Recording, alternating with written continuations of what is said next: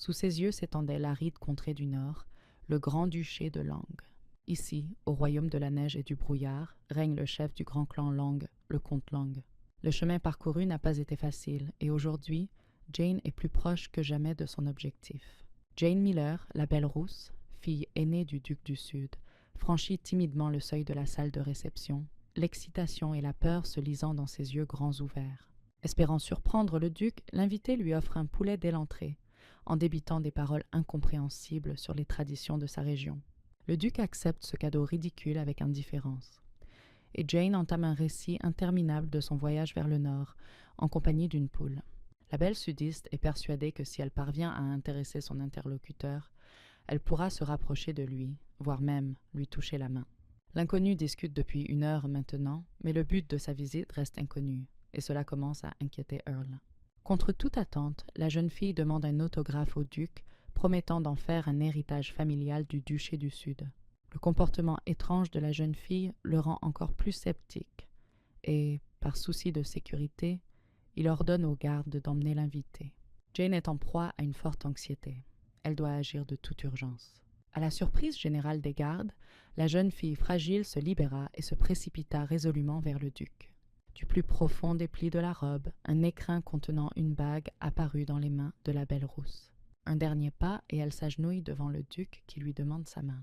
La réaction d'Earl, ou plutôt son absence de réaction, a contrarié Jane. Il ne semblait même pas surpris par sa proposition. Toutes ces tentatives pour susciter des sentiments chez lui sont-elles vouées à l'échec?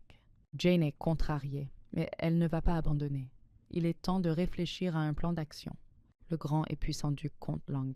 Earl avait hérité de la capacité d'utiliser ses émotions dans le combat à l'épée, mais en utilisant sa force lors des campagnes militaires, il avait complètement perdu la capacité d'éprouver des sentiments. Duke Lang est le personnage principal du roman qu'Emma est en train de lire. Dès les premières pages, elle est hantée par l'idée de ce que serait devenue sa vie si, comme Earl, elle avait perdu la capacité de ressentir des émotions. Emma était souvent victime de harcèlement. La perte de ses émotions lui aurait permis d'éviter les déceptions, la douleur de l'humiliation infligée par ses proches, et cela aurait constitué un excellent moyen de sortir du cycle de ses problèmes. La lecture du roman sur le duc de Lang a rendu le quotidien morne d'Emma plus joyeux et intéressant. Elle espérait qu'à la fin du livre, le personnage principal parviendrait à rendre les sentiments du duc et qu'il connaîtrait le véritable bonheur humain. Mais l'histoire ne se terminait pas bien. La mort du personnage principal à la fin a choqué le jeune lecteur. 2 semaines plus tard, Emma fut victime d'un terrible accident, et imaginez sa surprise lorsqu'à son réveil, elle se retrouva dans le corps de l'un des personnages principaux du livre, la méchante Jane Miller. Il semble que le transfert dans un nouveau corps ne se soit pas produit au moment le plus opportun. Après tout, son père est furieux qu'elle a tenté d'empoisonner sa jeune sœur. Les accusations de son père sont vraies. Jane, mue par la haine et l'envie, voulait réellement la mort de Grace. Grace est la plus jeune fille du duc sudiste Miller. Dans la famille Miller, la capacité de manifester le pouvoir de l'épanouissement dans le maniement de l'épée se transmettait aux aînés. Mais cette fois-ci, elle est revenue à la plus jeune fille. C'est pourquoi Jane, ne voulant pas accepter son destin, voulut se débarrasser de sa sœur et mélangea du sumac vénéneux à son thé. Rien ne justifie un acte aussi monstrueux. La seule chose qui la calma fut le fait que son incroyable transition vers son livre préféré se produisait dans la partie de l'histoire où Earl Lang est encore en vie et où elle peut intervenir dans le cours des événements. Jane était déterminée, plus jamais d'empoisonnement par des fleurs vénéneuses. Elle doit, par tous les moyens nécessaires, améliorer sa relation avec sa sœur. Sinon, dans l'année qui vient, le comte Lang mourra, et des drapeaux de deuil seront envoyés aux 4 coins du duché du Nord. Malgré tous ses efforts, Jane n'a pas réussi à rétablir les relations familiales d'antan. Le père ne faisait pas confiance à sa fille aînée. Selon lui, Grace était la seule personne sur laquelle il pouvait compter. Jane décide de prendre une décision désespérée, de s'opposer à la volonté de son père et de s'enfuir. La jeune fille sait qu'une fois qu'elle aura franchi les murs de sa maison, elle ne pourra jamais y revenir. Son père ne le lui pardonnera jamais. La décision est prise, le chemin choisi n'est pas facile, mais il n'y a pas d'autre issue.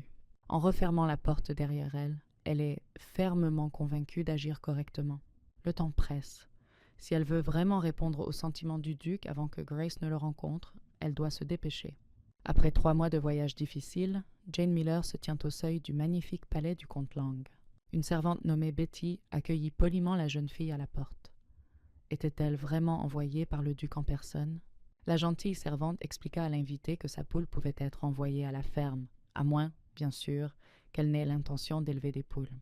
Jane était heureuse d'avoir été si chaleureusement accueillie et de ne pas s'être vue refuser une réception officielle par le duc, car c'était ce qu'elle craignait le plus. Dans son esprit, elle avait déjà imaginé leur rencontre 1000 fois. 2 maisons de maîtres d'armes assurant la défense de ce pays. Les Miller sont responsables de la région centrale, tandis que les Lang mènent une lutte acharnée contre les monstres au nord. Les Miller et les Lang se disputent depuis de nombreuses années, et au nom de la protection de leurs terres, les 2 familles ont maîtrisé l'art du maniement de l'épée. Le style d'escrime Langov est très dur. Il a fait ses preuves dans les combats défensifs. Ceux qui le maîtrisent inspirent le respect et la crainte non seulement chez l'ennemi, mais aussi chez ceux qui les entourent. Au fil du temps, la direction de la région centrale est tombée entre les mains de personnes maîtrisant les techniques de combat de Lang. Les Miller ont perçu cela non comme une tentative de protéger leurs terres, mais comme un moyen de s'emparer du pouvoir, et c'est ainsi qu'a débuté un conflit qui perdure depuis des générations. Jane ne comprenait pas pourquoi Earl lui avait donné une chambre, puis avait disparu. Elle demanda à la servante si le duc serait en mesure de la recevoir ce soir-là. Et Betty commença à lui raconter que le duc était sorti le matin pour contourner la frontière nord et qu'il n'était pas encore rentré. Jane comprit que pour que les sentiments du duc soient réciproques, il ne suffisait pas de l'admirer en secret. Il fallait, à tout le moins, le rencontrer. Il ne restait plus qu'à attendre. La jeune fille partage ses expériences avec la servante et lui confie qu'elle admire le duc, sa beauté intérieure et extérieure, et qu'elle rêve de peindre son portrait. La servante est surprise par le comportement de l'invité. Jamais personne n'a parlé avec autant d'enthousiasme de son maître que cette jeune fille du Sud. Il n'y a pas beaucoup de gens au monde qui puissent vous inspirer. Et pour moi, il était justement cette personne, poursuit Jane. Emma a eu une enfance difficile. Alors que les autres fêtaient leur anniversaire en famille, elle le passait seule. Seules les pensées relatives à la vie du grand-duc l'ont aidée à se relever.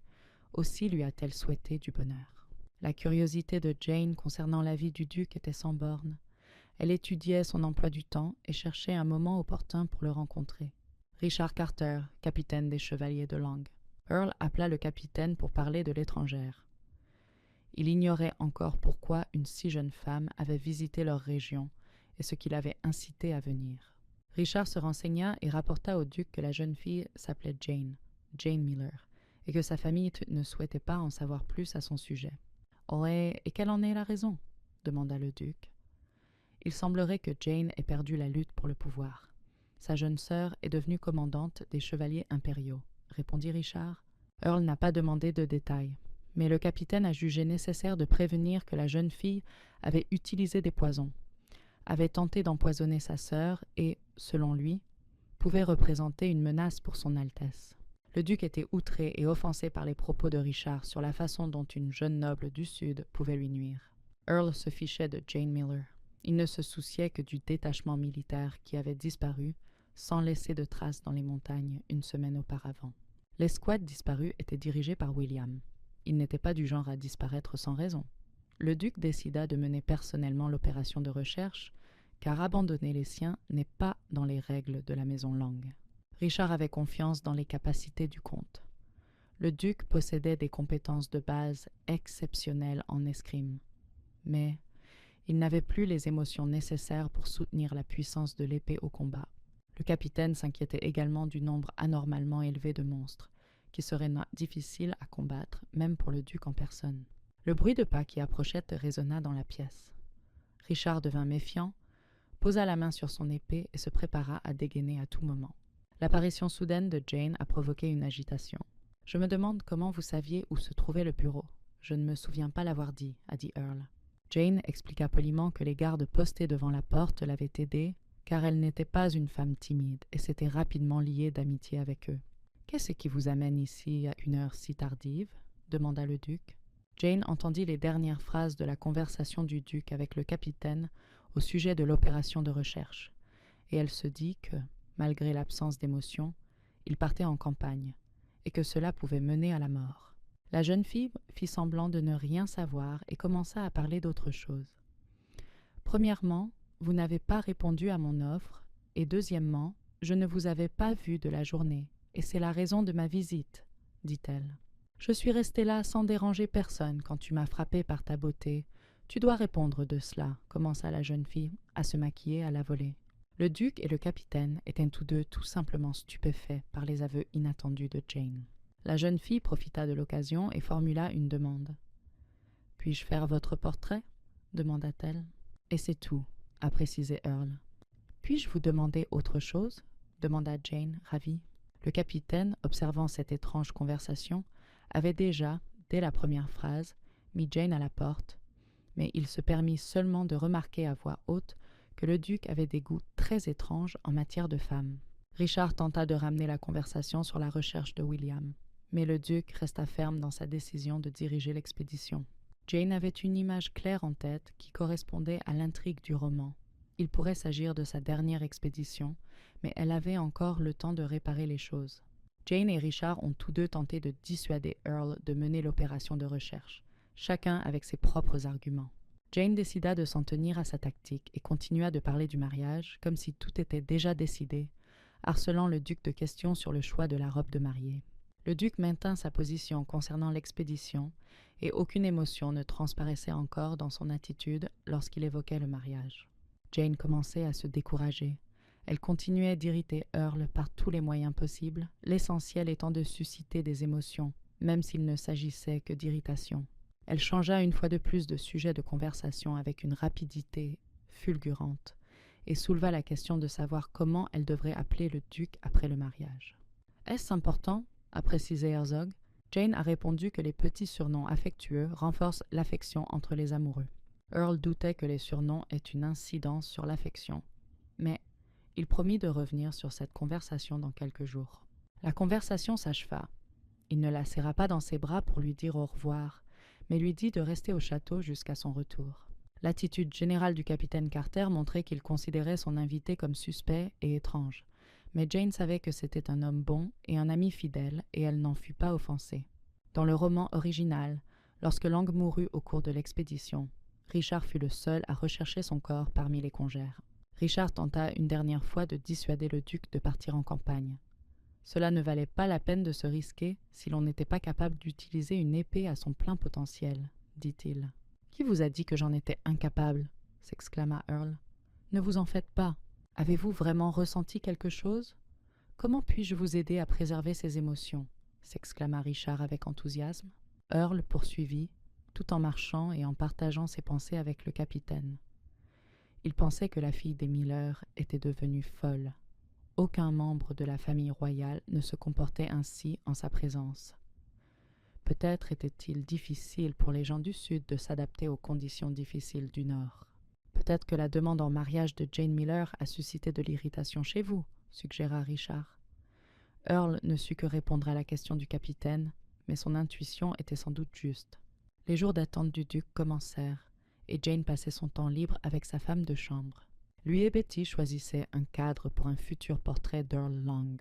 Jane Miller envisageait encore de laisser l'empreinte digitale du duc sur la toile, mais la femme de chambre fit remarquer à juste titre qu'une seule empreinte digitale ne ressemblerait qu'à un petit point sur une immense peinture. Jane décida alors de recouvrir toute la surface de la toile des empreintes digitales du duc, et pendant qu'il participait à la réalisation du tableau, elle aurait l'occasion de communiquer seule avec lui. Pour donner vie à l'idée du tableau, tout était prêt, sauf la toile et les peintures. Jane demanda à la servante de préparer des vêtements de rechange pour le duc, au cas où il se salisse avec la peinture. Le son du klaxon brisa le silence, et le cœur de la jeune fille faillit lui sortir de la poitrine. Le son du corps ne déçut pas les attentes. Le détachement du duc approchait de la porte nord du château. La servante n'avait pas encore fini sa phrase, annonçant que son Altesse se trouvait sur le seuil de la maison, que Jane s'était déjà précipitée à sa rencontre. Toute la cour royale était sortie pour accueillir l'équipe de recherche, et Jane dut se frayer un chemin à travers la foule pour croiser le regard du comte, ne serait-ce qu'une seconde.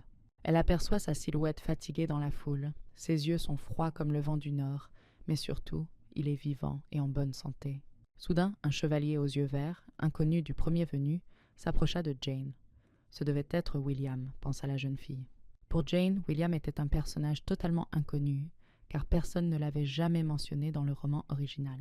L'homme secouru parlait sans cesse de son expédition, de la façon dont il avait héroïquement combattu des monstres et avait failli mourir.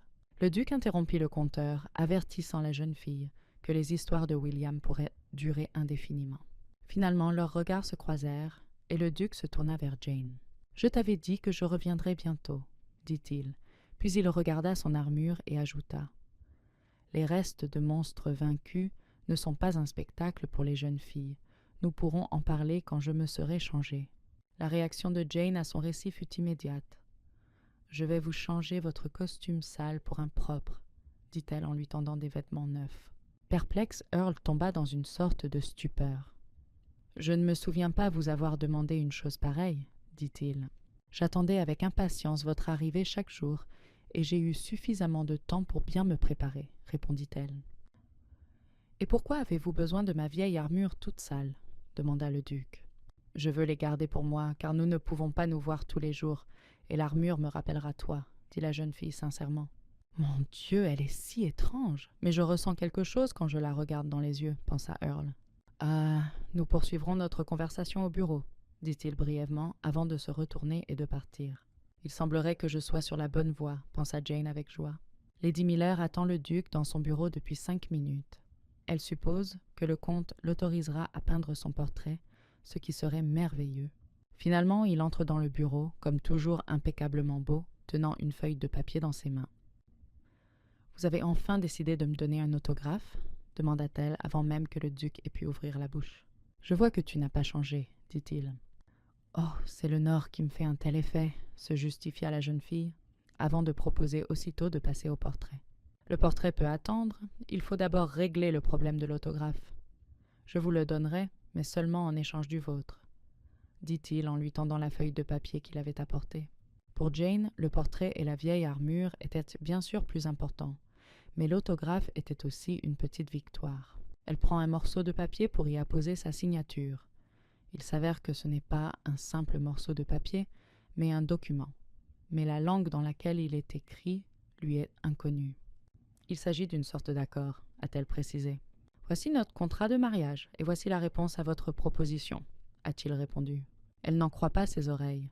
Sa main tremblante signe le document. Toutes les pensées de Jane semblèrent s'envoler de sa tête. « Pincez-moi, je crois que je dors, » dit-elle en tendant la main au duc pour le toucher. Earl l'a arrêté dans ses mouvements.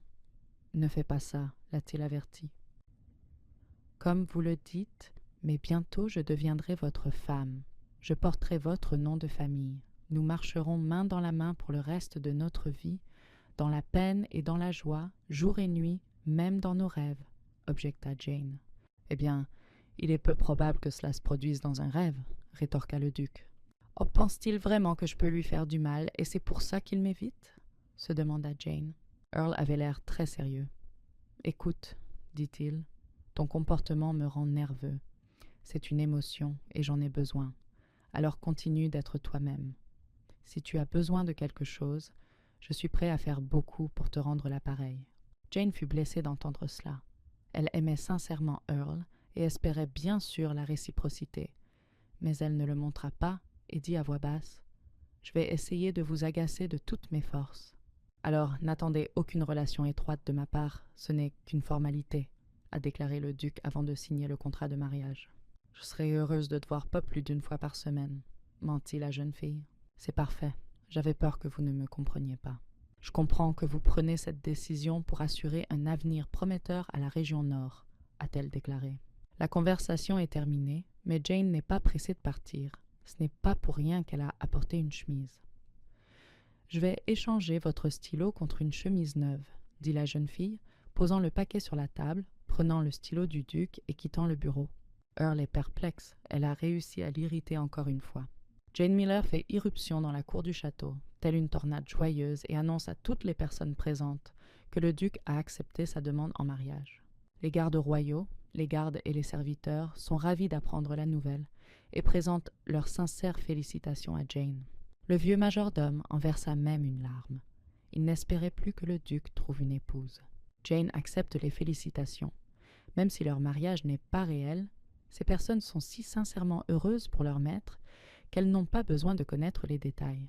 L'allégresse est interrompue par l'apparition de Richard. « Acha, assez bavardé, passons à l'entraînement à l'épée, dit-il d'un ton sec.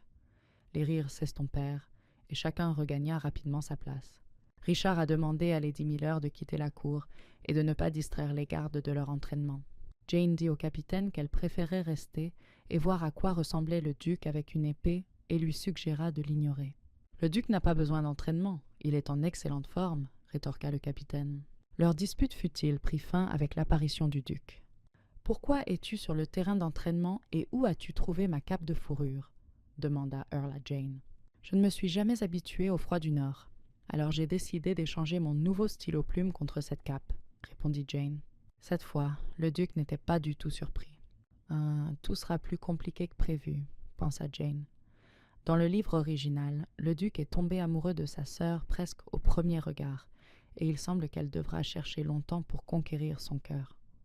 « Vous êtes donc venu ici, vêtu de ma cape, Provoqueur, pour voir comment je manie l'épée, » précisa le duc. « C'est exact, » répondit-elle.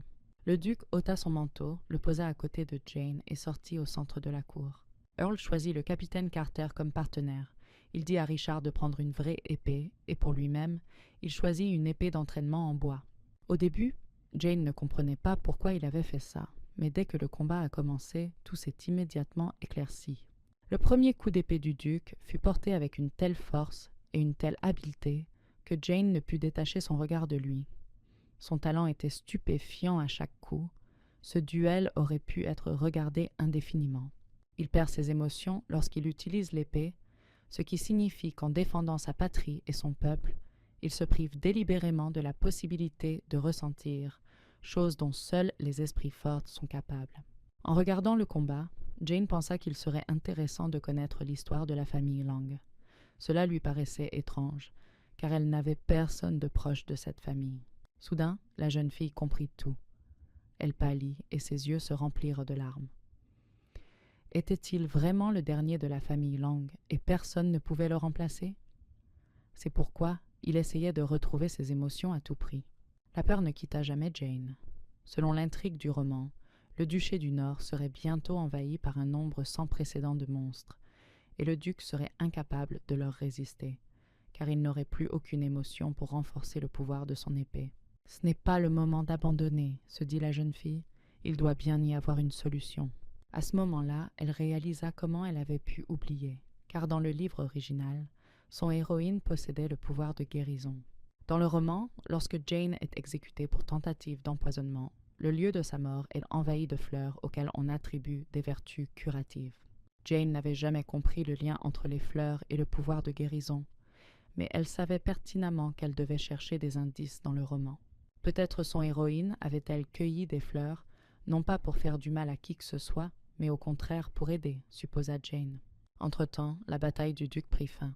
Earl s'approcha pour ramasser le manteau et remarqua que les yeux de la jeune fille étaient humides de larmes et que son regard était perdu au loin. « Le Nord est un endroit dangereux, » a déclaré Lang.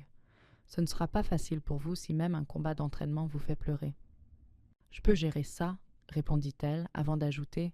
« J'ai une idée pour raviver vos sentiments. Je suis prête à vous écouter. »« Je n'ai pas d'autre choix, » a-t-il répondu. « Alors apporte-moi un bouquet à chaque fois que tu auras besoin de prendre une épée, et j'ai besoin du premier bouquet tout de suite, » dit Jane. Intrigué par la nouvelle idée de Lady Miller, le duc envoya aussitôt le capitaine Carter chercher des fleurs. Richard était outré par cet ordre, car il n'était pas facile de se procurer des fleurs sous les latitudes nordiques, mais il ne contredit pas le duc. Il osa seulement demander au duc s'il était sûr que Jane contribuait réellement à raviver les sentiments. « Je me suis souvent mis dans une impasse pour ressentir au moins quelque chose, mais rien n'y a fait. Elle, si, ses actions défient toute logique et cela m'irrite, et chaque irritation est pour moi l'occasion de dégainer l'épée au combat, » répondit le duc. Earl savait qu'une fois habitué aux excentricités de Lady Miller, son irritation disparaîtrait, et il espérait vraiment que l'idée des fleurs fonctionnerait. Jane attendait les fleurs avec impatience, car sans elles, il était impossible de tester sa théorie sur le pouvoir de guérison. Toutes les 5 minutes, Elle demandait à la femme de chambre si on lui avait apporté des fleurs. Betty, lassée de répondre, a déclaré sans ambages que les fleurs étaient rares dans les régions du Nord et que la dame aurait dû demander autre chose en cadeau. Le pouvoir de la famille Miller s'exprime à travers l'énergie florissante de l'épée, et cette capacité n'est transmise qu'à une seule personne par génération. Et dans cette génération, Grace s'est épanouie en une lantana vénéneuse. Jane ignorait toujours pourquoi, dans le roman original, le lieu de sa mort était recouvert de fleurs magiques, et comment 2 personnes pouvaient s'épanouir au sein d'une même génération de la famille. Les pensées de la jeune fille furent interrompues par le bruit de pas. Elle bondit de sa chaise et courut vers la porte. La porte de la pièce s'ouvrit brusquement, et une bourrasque de givre s'engouffra, suivie d'un froid glacial, tandis que le comte Lang entrait dans la pièce, tenant un brin de camélia à la main. C'était une toute petite branche, littéralement de la taille du palmier du duc. Ses bourgeons étaient flétris, et les fleurs étaient fanées par le froid. « Ah, tu as finalement trouvé les fleurs !» s'exclama-t-elle joyeusement. Ces fleurs avaient été cueillies dans la serre d'un baron du duché oriental. Elles ont failli geler en route, se justifia le duc en promettant que la prochaine fois il commanderait des fleurs du sud. Pour Jane, peu importait la beauté du bouquet, le camélia était magnifique et selon ses projets, cette fleur devait devenir une source de force. Le duc ne comprenait toujours pas ce que sa femme tramait. En tout cas, le problème des fleurs était résolu et il s'empressa de partir. Jane l'arrêta sur le seuil et lui demanda la permission de ranger le jardin. Earl lui rappela qu'elle était désormais la maîtresse de maison et qu'elle pouvait faire tout ce qu'elle voulait. Le duc partit et Jane se retrouva seule avec le camélia et ses pensées concernant le futur jardin. Elle déposa soigneusement la branche sur la table et demanda à la servante d'apporter un vase. Dès que la branche de camélia fut placée dans un vase, les feuilles de la fleur s'animèrent, les boutons se dressèrent et commencèrent à fleurir. La bonne n'en croyait pas ses yeux. C'était un véritable miracle. Les fleurs, vouées à une mort certaine, reprirent vie sous les yeux des jeunes filles. La magie avait-elle vraiment pu agir à ce point sur les pétales? Il y a peu encore, elles étaient sur le point de tomber, et voilà qu'elles renaient, tout comme Jane. Non seulement les fleurs avaient déployé leurs boutons, mais elles brillaient d'une irisation éclatante, chaque pétale irradiant une lueur chaude. Voilà donc mon pouvoir. Je peux empêcher les fleurs de faner, se réjouit Jane. Malheureusement, cet effet de réveil fut de très courte durée, ne durant que quelques minutes. Son pouvoir réside peut-être dans sa capacité à faire revivre les fleurs, mais hélas, la jeune fille n'a encore aucune expérience pour l'utiliser. Et si elle essayait d'utiliser ses pouvoirs sur quelqu'un? Se demanda Jane, et elle demanda à Betty de lui prendre la main. La servante ne ressentit rien d'inhabituel au toucher, mais remarqua que sa maîtresse avait les mains chaudes et la peau veloutée. Il devint donc évident que les pouvoirs de Jane ne fonctionnaient que sur les fleurs. Pour apprendre à maîtriser ses pouvoirs, elle décida de s'entraîner quotidiennement sur des camélias, mais pour ce faire, elle devait planter une branche dans le jardin, car sa force n'était pas encore suffisante pour soutenir la fleur dans un vase. Le jardin du palais Lang avait été longtemps négligé, et les jardiniers étaient presque inconnus dans ces contrées. Le sol du nord avait gelé si profondément que la floraison naturelle était devenue pratiquement impossible. Malgré cela, Jane n'a pas renoncé à sa décision de planter des fleurs. La matinée de Jane a commencé par une visite du capitaine Carter. Richard vint transmettre à Lady Miller l'invitation du duc à participer à une réunion pour discuter des campagnes à venir. Jane était intéressée par l'invitation, mais elle n'était pas sûre de pouvoir assister à la réunion si son mariage avec le duc n'avait pas encore été officiellement enregistré. Le capitaine a assuré à la jeune fille que cette formalité n'affecterait en rien sa participation à la réunion du jour. Les paroles du capitaine apaisèrent Jane, et en tant qu'hôtesse, elle donna l'ordre de décorer la salle de réunion avec les fleurs que le duc lui avait offertes. Carter avait promis d'apporter le vase à la salle, mais son attitude générale montrait qu'il n'était pas ravi de l'idée. Dès que le capitaine fut parti, la servante commença à préparer sa maîtresse pour la réunion à venir, car il s'agissait de sa première apparition publique en tant que duchesse. Jane a demandé à la bonne ce qui avait été discuté exactement lors de ces réunions. Betty a expliqué que chaque mois, les chefs de famille des régions du Nord se réunissent au château de Lang pour discuter de questions de sécurité nationale. La servante avertit Lady Miller qu'elle devait faire bonne impression sur les participants à la réunion, et notamment sur le maître de la tour magique, qui assistait également aux discussions. C'était la première fois que Jane entendait parler de la tour magique et de son propriétaire. Il s'avérait que des magiciens aidèrent les Langham dans leur campagne. Lady Miller se prépara pour la réunion en avance sur l'horaire prévu et se dirigea directement vers le bureau du duc. Il restait quelques heures avant l'arrivée des invités, et elle prévoyait de les passer avec le comte. Le duc terminait ses papiers, et Jane était assise à côté de lui, le surveillant du regard et observant attentivement ses gestes. De temps à autre, ils échangeaient quelques phrases insignifiantes. Cela continua jusqu'à ce que le majordome annonce que son Excellence et son compagnon étaient attendus dans la salle de réunion. Earl se leva de table et fit signe à sa femme de le rejoindre en lui tendant la main. Elle posa sa main dans la paume du duc et sentit sa chaleur. Jane resta figée pendant quelques minutes, et Earl dit d'un ton moqueur que si elle comptait rester là comme une statue, il irait seul à la réunion. La jeune fille, elle était heureuse et voulait continuer ainsi à marcher main dans la main avec le duc aussi longtemps que possible. Elle l'invita donc à faire le tour du palais. Bien sûr, Earl a refusé. Cette réunion était sa priorité absolue à ce moment-là. En se rendant à la salle de réunion, le majordome informa le duc que les invités étaient arrivés au palais.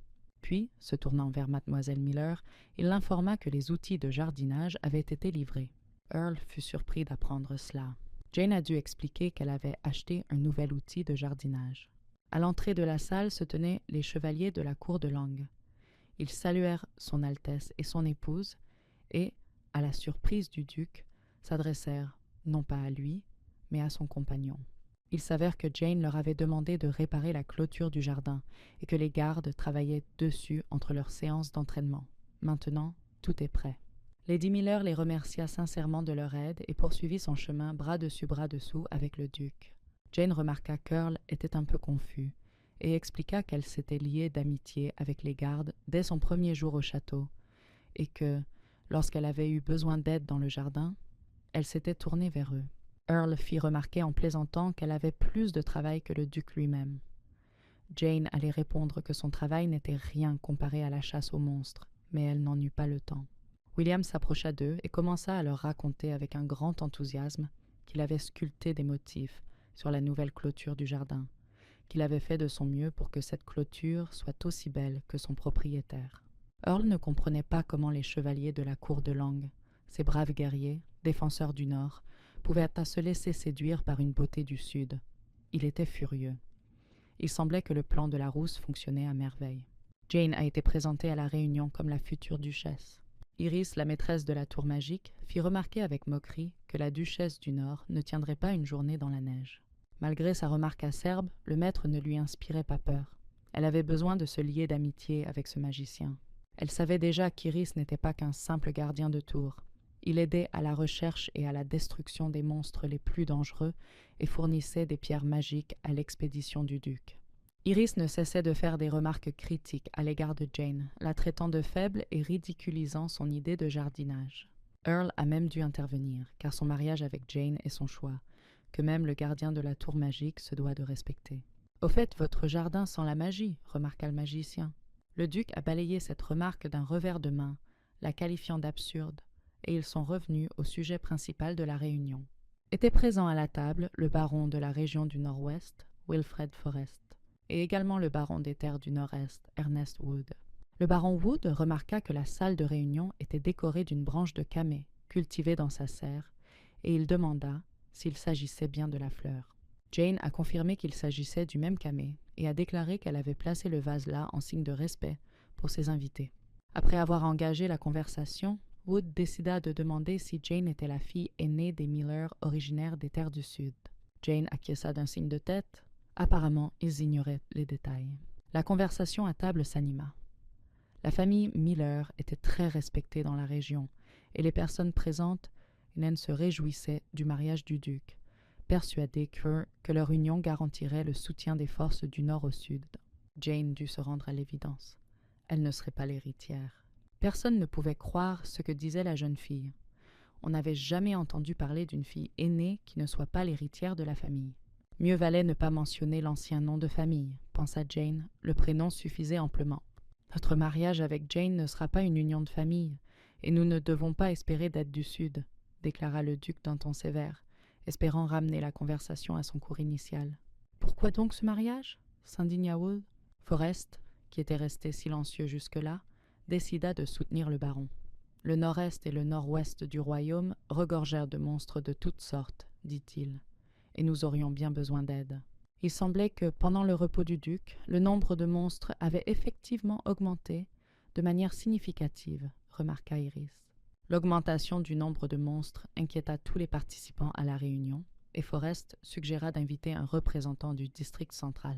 Wood a fait remarquer que la région centrale est toujours fière et qu'elle n'acceptera probablement pas l'invitation. Jane suivit attentivement la conversation et conclut que c'était plus grave qu'elle ne le pensait. Forrest a proposé à Lang d'établir un partenariat avec les terres centrales. Jane comprenait que si le duc se rendait dans les terres centrales, les chances de rencontrer Grace là-bas augmenteraient considérablement. Et cela l'inquiétait beaucoup. Même si les régions du centre apportent leur soutien au nord, leurs guerriers ne seront pas aussi bien préparés à combattre dans les conditions du nord que les nôtres, a déclaré Jane. Il y avait du vrai dans les propos de Jane, et Iris et les autres étaient d'accord avec elle, mais le duc promit tout de même de réfléchir à l'établissement de relations avec le centre. Dans le roman original, Earl éprouvait des émotions en voyant Grace. Il tomba amoureux d'elle au premier regard, mais Grace en choisit une autre, et le duc perdit alors tous ses sentiments. Si le duc décide de se rendre dans le royaume central, il faut qu'il retrouve la raison avant ce voyage afin qu'il puisse prendre des décisions éclairées, pensa Jane. Entre-temps, le duc décida de faire ce qu'il avait remis à plus tard depuis si longtemps, une expédition. Jane a accueilli cette nouvelle avec horreur dans les yeux. Même Iris considérait un tel acte comme téméraire, car le duc voulait détruire en un seul voyage les monstres qui s'étaient accumulés sur Terre pendant une année entière, ce qui exigerait beaucoup de temps et d'efforts. Le duc ne s'est pas laissé décourager par cet argument. Il n'y avait rien de mal à devoir modifier la date du mariage, a-t-il déclaré. « Je ne pense pas que votre future femme le pense, » rétorqua Iris. Jane était effectivement contrariée, mais elle était plus inquiète pour l'état d'Earl que pour le mariage. Il avait l'air fatigué. Iris vit elle aussi le duc si épuisé pour la première fois. « Une fois cette expédition terminée, je veillerai sur le nord. Et vous, vous irez au royaume central pour vous reposer et, par la même occasion, améliorer vos relations avec vos voisins, » suggéra le magicien. « Il s'avère que vous n'êtes pas seulement un puissant magicien, mais aussi une personne merveilleuse avec un grand cœur, » dit Jane au sorcier pour orienter la conversation dans la direction souhaitée. « C'est vrai, mais le duc n'apprécie pas toujours ma gentillesse, » répondit Iris. « Oh, j'apprécie vraiment tout ce que vous faites pour le duc, » poursuivit Jane, « et je voudrais savoir combien de temps vous êtes disposé à le remplacer à son poste. » Iris y réfléchit et dit qu'une semaine de vacances serait largement suffisante. Jane avait déjà un nouveau plan en tête, mais une semaine ne suffisait pas pour le mettre en œuvre. Elle avait besoin de plus de temps. « Chère Iris, tu as ressenti de la magie dans notre jardin. Je pense qu'il te faut plus de temps pour comprendre d'où elle vient, » remarqua Jane d'un ton flatteur. Iris était très intéressée par l'histoire du jardin et a accepté de rester 2 semaines. Jane sentait que la communication entre elle et le sorcier s'améliorait, décida de prendre un risque et demanda 3 semaines. À la surprise générale, Iris a cédé aux avances de la Belle Rousse et a accepté de remplacer le duc non pas pendant 3, mais pendant 4 semaines entières. Jane remercia le magicien du fond du cœur. La réunion prit fin sur ce point, et Earl Lang resta une fois de plus perplexe quant à la manière dont Jane avait réussi à persuader le magicien capricieux. Le château de Langa se dresse au pied des pics septentrionaux, entouré de toutes parts par un vieux jardin abandonné. Le jardin est maintenant entouré d'une nouvelle clôture sculptée. Elle est très belle, mais elle est en bois. Jane est ravie de la nouvelle clôture, mais elle a des doutes quant à sa solidité, car les vents du nord sont violents. Betty rassura Jane, faisant remarquer que puisque la clôture avait été construite par les gardes royaux, il n'y avait aucune raison de douter de sa solidité. Les gardes royaux venaient de terminer la clôture et sont venus demander à Lady Miller si le résultat lui plaisait. Jane était très émue. Tout s'était même mieux passé qu'elle ne l'avait imaginé. Les chevaliers répondirent à la future duchesse qu'ils étaient ravis et qu'il leur était facile de l'aider. Puis, ils s'apprêtaient à partir. Jane remarqua une épée en bois dans la boîte à outils et arrêta les gardes. Il s'agissait de la même épée en bois que le duc avait utilisée avec tant de maîtrise sur le terrain d'entraînement, précisa-t-elle. « Oui, c'est la même épée, » a confirmé l'un des gardes. « Je crois que je vais le garder, » dit Jane à la surprise générale. La jeune fille serrait fermement l'épée, ravi que sa collection personnelle d'objets ayant appartenu au duc s'enrichisse d'une nouvelle pièce. « Il me faut absolument commander une armoire pour ranger ces objets qui me sont si précieux, » confia-t-elle à la servante. Jane continua sa promenade dans le jardin et atteignit finalement l'endroit où elle prévoyait de planter le camélia. Tout près d'elle, William réalisait un magnifique dessin sur la clôture. « Allez-vous planter des fleurs ici ?» demanda William. « Oui, c'est ainsi que je veux préserver le premier cadeau du duc, » lui répondit Jane. « J'ai moi aussi reçu un cadeau du duc, une épée, à laquelle je tiens beaucoup, » dit le jeune homme avec compréhension. « Je vous envie sincèrement, » dit la jeune fille tristement. « Vous connaissez mieux le duc que moi. » Earl avait des doutes quant à son mariage avec Jane et décida de consulter le gardien de la tour magique. « Elle a un caractère merveilleux, son apparence parle d'elle-même. Au premier coup d'œil, il est clair qu'elle est issue d'une famille noble, » raisonna Iris à voix haute. Earl était d'accord avec le magicien, mais le comportement de Jane, sa spontanéité et sa naïveté étaient déconcertants. Iris était plus préoccupée par la future expédition du duc que par sa future épouse, et il changea de sujet. « Quand votre Excellence compte-t-elle entamer une campagne ?» demanda le magicien. Le duc répondit qu'il comptait partir demain matin. La conversation était terminée, mais Iris n'était pas pressée de partir. Au lieu de quitter son bureau, le magicien déclara qu'il comptait rester au palais jusqu'au retour du duc de son voyage au centre, ce qui était étrange, car auparavant il n'aimait pas quitter la tour. Le duc a dit au magicien qu'il appréciait grandement son aide et son soutien. Iris répondit sincèrement que son désir de rester au palais, avec les étranges vibrations d'énergie qui régnaient dans le jardin, était lié à son désir de rester dans le palais. Le duc ne voulait rien entendre à ce sujet et s'apprêtait à mettre le magicien à la porte.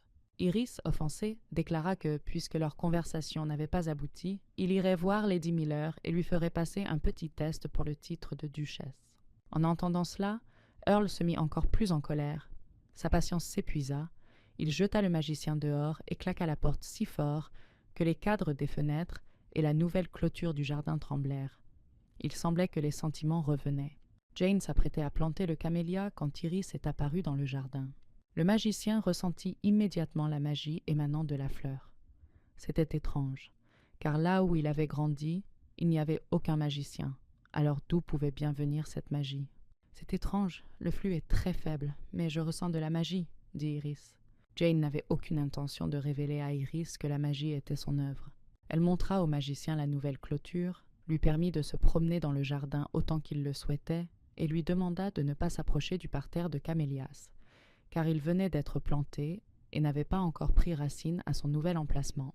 Lady Miller, voyant l'intérêt sincère d'Iris pour le jardin, décida de lui demander s'il possédait des pierres magiques qui régulaient la température.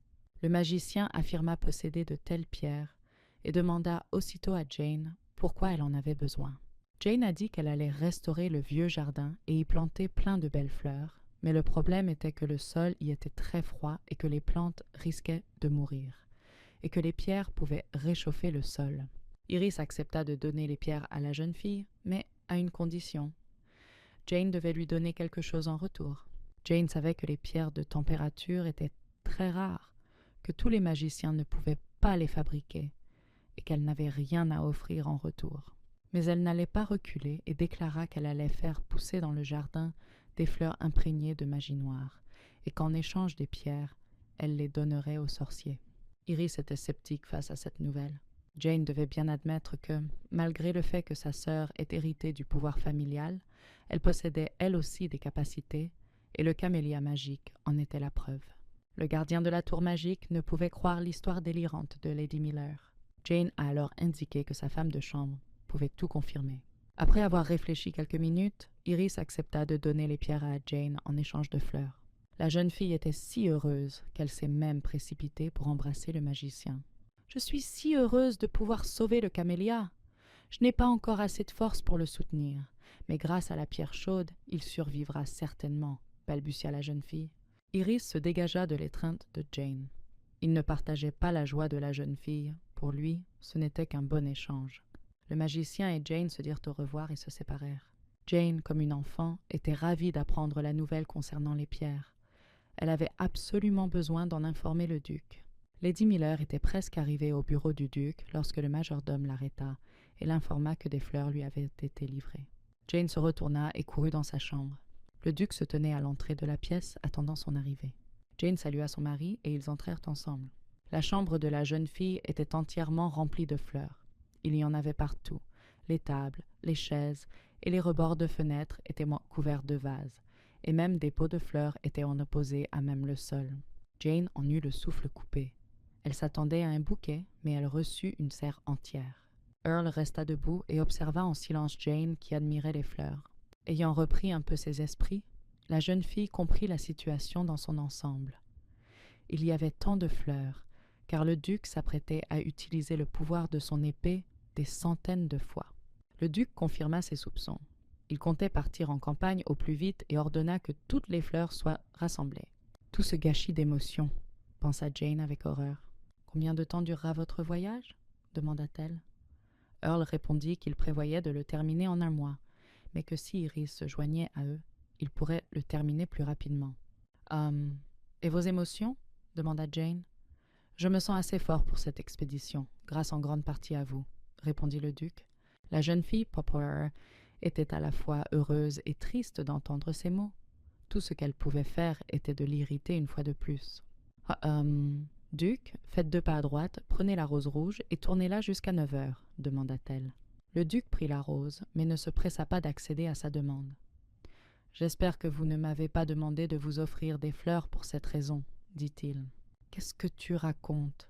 J'aime bien la combinaison du rouge et du noir, c'est magnifique, » a-t-elle dit. Earl Lang était furieux, très furieux. Une fois de plus, Jane était parvenue à susciter une émotion en lui. Comme si de rien n'était, Lady Miller changea de sujet et parla au duc des pierres chaudes et du futur jardin. Le duc n'arrivait pas à croire qu'Iris ait accepté de donner les pierres à Jane. À ce moment-là, un bruit se fit entendre dans un coin de la pièce. Le duc et la duchesse se retournèrent et aperçurent Iris au milieu d'un tas de fleurs. L'apparition du magicien a provoqué la chute et la casse de plusieurs vases de fleurs, ce qui a beaucoup contrarié Jane. Des larmes coulaient sur le beau visage de Jane. Iris décida de se justifier et dit qu'elle ne devrait pas s'inquiéter autant pour les fleurs et que lui, d'ailleurs, s'était blessé en tombant et qu'il fallait le plaindre. « Ce ne sont pas simplement des fleurs, c'est un cadeau du duc !» s'écria-t-elle. « Comment les présents du duc peuvent-ils être plus importants que les miens ?» s'indigna le magicien. Earl, témoin de cette querelle absurde, sortit un mouchoir et s'apprêtait à essuyer les taches de rose de sa main. Jane regarda les fleurs fanées, puis le mouchoir du duc, et sans hésiter, lui proposa un échange. Earl était prêt à lui donner le mouchoir tout simplement, et, bien sûr, il accepta l'offre de sa femme, même s'il considérait cet échange stupide et absurde.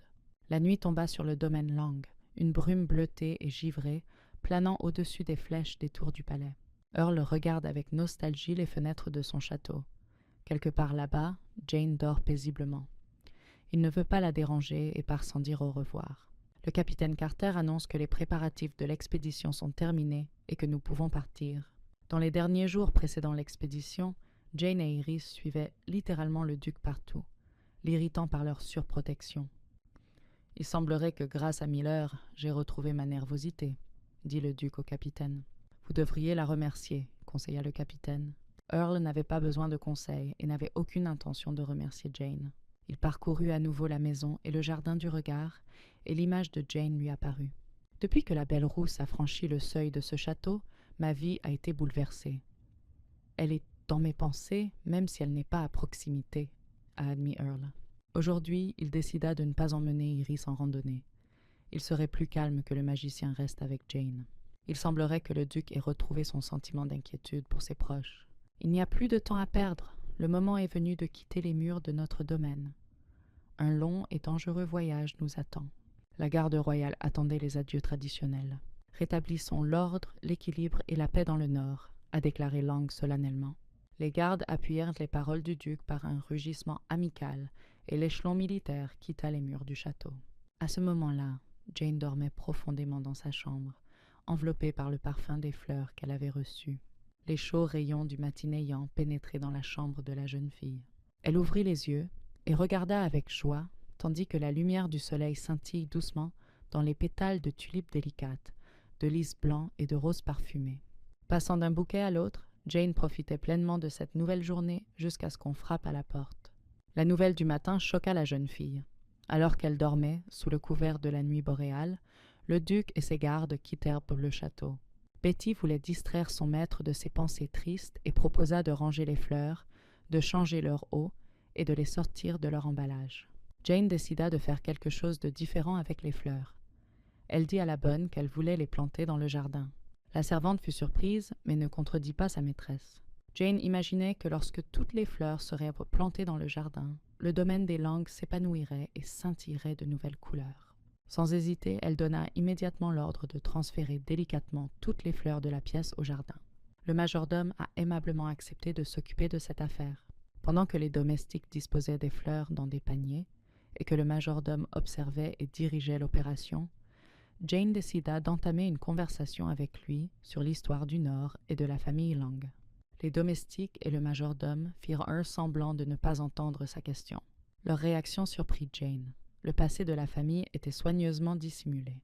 Au bout d'un certain temps, le majordome s'approcha de Lady Miller et lui promit de lui dire tout ce qui l'intéressait une fois que son mariage avec le duc aurait suivi toutes les procédures d'enregistrement nécessaires. Il y a des choses qui se transmettent dans la famille par les femmes, de génération en génération, et très bientôt vous en deviendrez propriétaire, a-t-il ajouté. Jane était ravie que le majordome ait enfin commencé à parler du passé. Elle profita de l'occasion pour lui demander s'il se souvenait du duc enfant, à quoi avait ressemblé son enfance, et s'il était un pleurnichard. La question de Jane restait en suspens. Les domestiques baissèrent tristement la tête. « J'aimerais pouvoir vous en parler, » répondit tristement le majordome. Mais au lieu de donner des détails sur le duc, il commença à raconter la légende des épées. « Étrange, » pensa Jane, et elle décida de chercher des informations dans des livres. Entre-temps, le duc atteignit les frontières du royaume du Nord. L'état du comte inquiétait Richard. Le duc paraissait fatigué. Earl était vraiment mal à l'aise. Il attribua sa faiblesse à la présence de monstres à proximité, et l'escouade continua d'avancer. À ce moment-là, tout le monde au palais était occupé à travailler dans le jardin.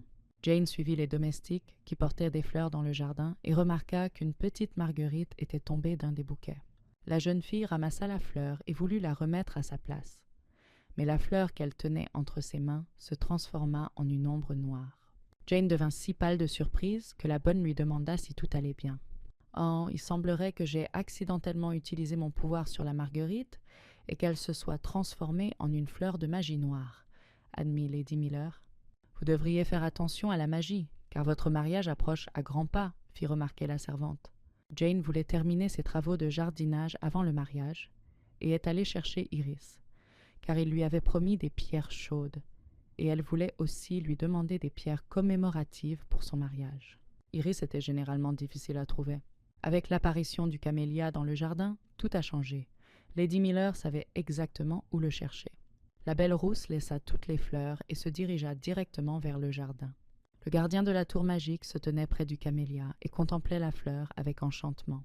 Ce n'est que lorsque la jeune fille s'est approchée tout près qu'Iris l'a remarqué et s'est retournée. « Je n'arrive pas à me faire à l'idée que ce château soit plein de monde, » s'indigna le magicien. Cette fois, le magicien n'avait plus l'apparence d'un enfant, mais celle d'un homme adulte, ce qui perturba un peu Jane. Jane pensait que son pouvoir avait accidentellement suffi à transformer Iris. Le magicien rassura la jeune fille. Ses pouvoirs n'avaient rien à voir avec sa transformation. Iris tendit à Jane un sac de pierres chauffantes et lui dit qu'il avait tenu compte de la taille du jardin et que la magie de ces pierres devrait suffire à réchauffer tout le parc.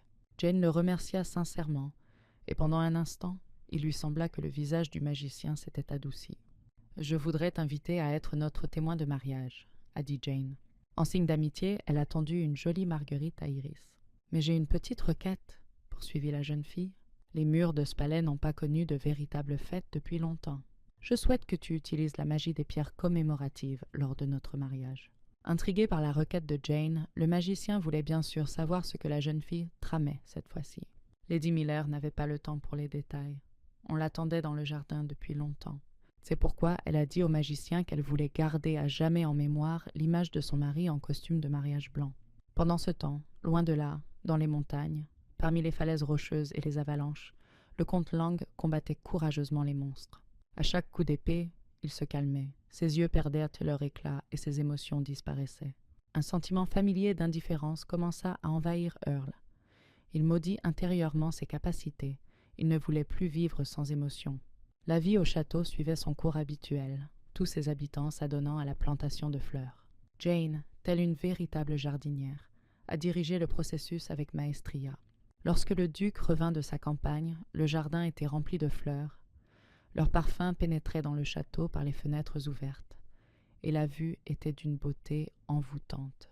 Les pierres chauffantes ont fait leur travail, et pas une seule fleur n'a souffert du froid. Jane était satisfaite du résultat de son travail. Maintenant, elle adorait vraiment se promener ici. Même Iris ne s'attendait pas à ce que la jeune fille réussisse. Il aimait aussi passer du temps parmi les fleurs et espérait que des papillons apparaîtraient bientôt dans le jardin. À chaque fois qu'ils se voyaient, Jane lui rappelait le mariage et les pierres commémoratives. Iris la taquina en disant qu'il n'avait pas encore décidé s'il apporterait ses pierres magiques au mariage. « Si tu ne fais pas ce que je te demande, je ne te laisserai plus entrer dans mon jardin, » a plaisanté Jane en guise de réponse. Enfin, le jour tant attendu du retour du duc au mur de son château natal arriva. Jane regrettait énormément son mari et se réjouissait de le revoir. Dès que les coups de corne annoncèrent l'arrivée du duc, la jeune fille courut aussi vite qu'elle le put pour aller à sa rencontre. En moins d'1 minute, la cour résonna de voix. Tous les membres de l'expédition étaient heureux d'être de retour chez eux. Jane courut vers le duc et le salua joyeusement. Earl regarda la jeune fille avec indifférence et ne répondit rien. Jane était sur le point de s'offenser, mais elle réalisa avec le temps qu'Earl avait tellement utilisé l'énergie de l'épée qu'il était devenu totalement insensible. Mais dans ce cas précis, la jeune fille avait un atout dans sa manche. « Monsieur, j'ai consulté votre emploi du temps et je comprends que vous passez la majeure partie de la journée à votre bureau, » a-t-elle dit. Le duc acquiesça d'un signe de tête. Jane lui a alors subtilement laissé entendre qu'elle avait changé certaines choses au bureau. Cette nouvelle ne plut pas au duc, mais il garda son calme en apparence. Jane couvrit alors les yeux du duc de sa paume pour le surprendre, et ils traversèrent lentement le jardin pour se rendre au bureau. « Voulez-vous me montrer le bureau ou le jardin ?» demanda le duc sans grand intérêt. « Sois un peu patiente, » demanda la jeune fille. « Tu verras tout très bientôt. » Ils parcoururent les longs couloirs du palais. Earl ne s'était jamais intéressé au jardin et ne s'attendait pas à y voir quoi que ce soit de nouveau. Finalement, il entra dans son bureau. Au premier coup d'œil, tout était à sa place. « Rien n'a changé, seul moi j'ai changé », déclara le duc à haute voix.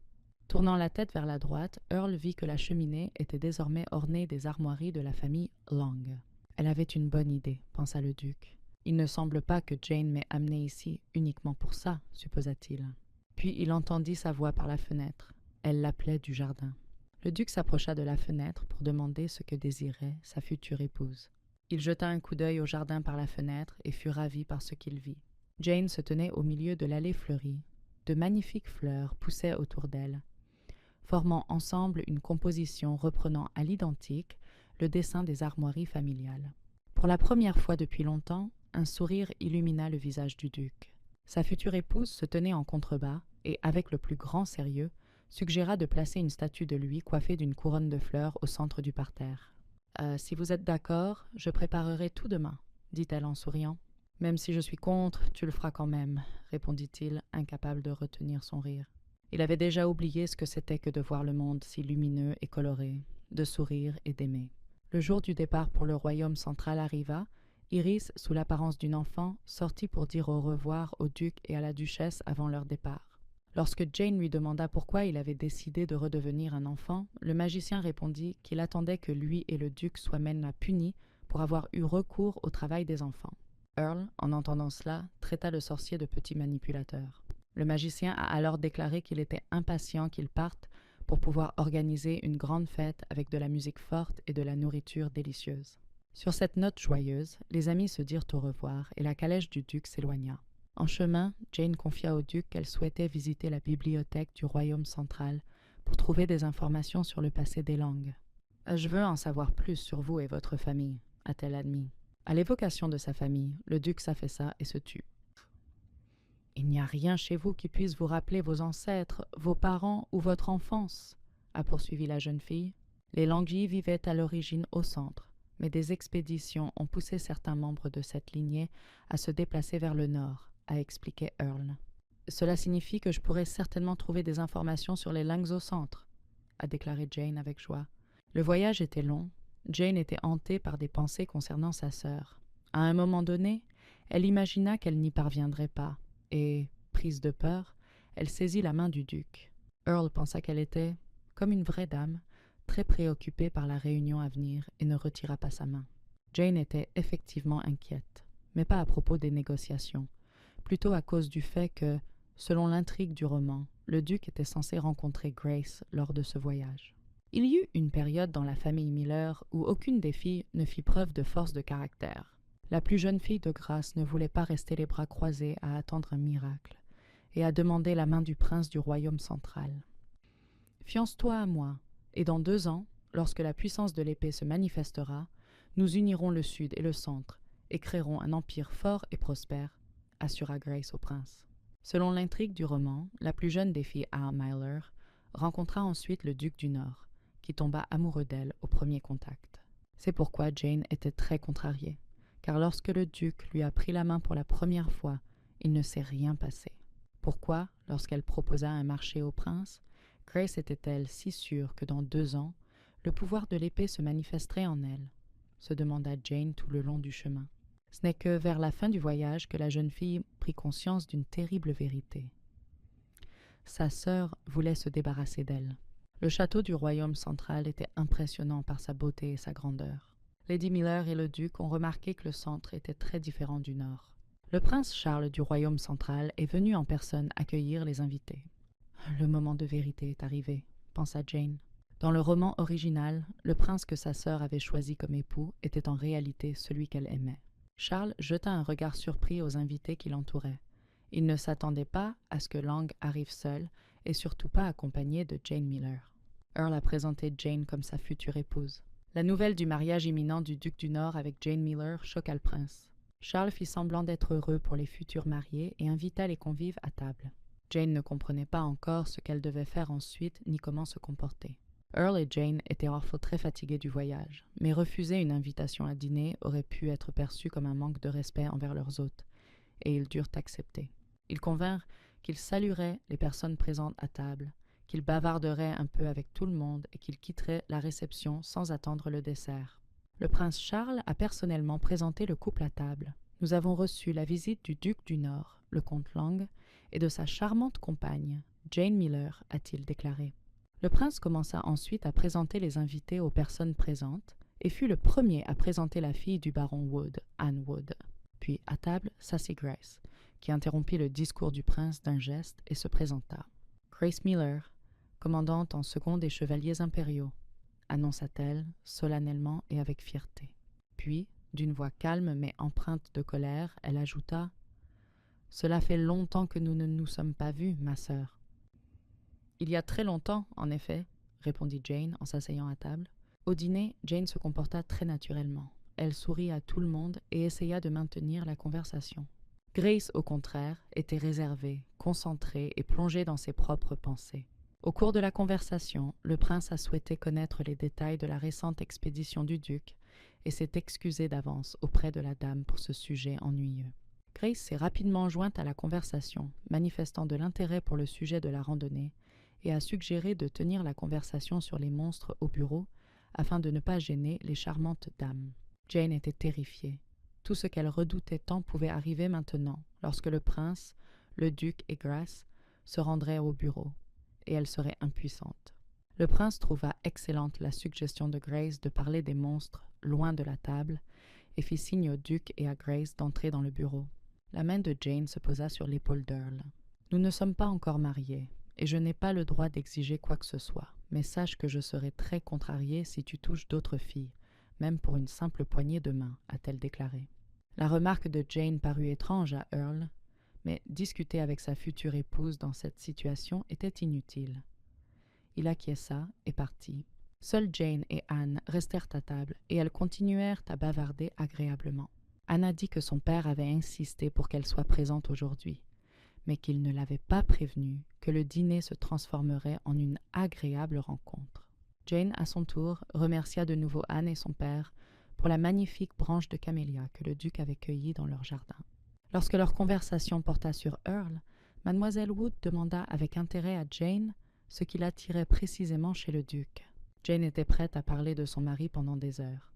Elle, mieux que quiconque, connaissait toutes ses qualités. Le duc est une personne très responsable et il va toujours jusqu'au bout des choses, tout le monde le sait, a déclaré Anne. Jane et Anne commencèrent à énumérer ensemble les vertus du duc du royaume du Nord. La future épouse de Lang connaissait non seulement ses qualités, mais avait également étudié ses habitudes, ses traits de caractère distinctifs et même ses caractéristiques physiques particulières. Le 13e cil de l'œil droit d'Earl est légèrement plus long que les autres, a-t-elle dit à Anne. Anne fut très surprise par le sens aigu de l'observation de sa nouvelle connaissance. Les jeunes filles discutaient du sujet avec tellement de passion qu'elles n'ont pas remarqué le retour du prince et du duc dans la pièce. Jane regarda dans leur direction et remarqua que Grace n'était pas avec eux. Le prince a indiqué que Grace avait des affaires à régler et qu'elle les rejoindrait plus tard. Jane observa attentivement Earl, essayant de déceler le moindre changement dans son comportement. Le prince s'excusa auprès de Lady Miller pour avoir dû distraire son fiancé pendant si longtemps. Jane était sensible à ce qui se passait. Après tout, peu de gens au centre connaissaient le style de Lang. Il s'apprêtait à partir lorsque le prince annonça qu'un bal serait donné le soir même en l'honneur de l'arrivée du duc. La chambre d'amis était aussi confortable que tout le palais du royaume central. Jane était un peu nerveuse, car elle et le duc n'avaient eu qu'une seule chambre pour deux. Earl Lang était absolument magnifique dans son costume. Un seul détail dans l'image impeccable du duc troublait la jeune fille, ses vieux gants. « Pourquoi portes-tu toujours des gants ?» demanda Jane. « Wise, les gants sont un accessoire important pour quiconque manie une épée. Ils protègent des coupures indésirables, » répondit le duc. « Si vous voulez, je peux les enlever, » a-t-il ajouté. Pour la première fois, le duc lui demanda son avis et prit en compte ses remarques, ce qui ne put que ravir Jane. La salle de bal était impressionnante par son luxe et sa splendeur. Tout était préparé avec le plus grand soin pour recevoir des invités de marque. Jane ne parvenait pas à contenir son excitation. Ce n'était pas tous les jours qu'un bal était donné en son honneur. À l'entrée du hall se tenait un majordome, et en voyant le couple qui approchait, il annonça à pro à haute voix à tout le monde que le grand-duc d'Erlanl et sa compagne Jane Miller étaient arrivés.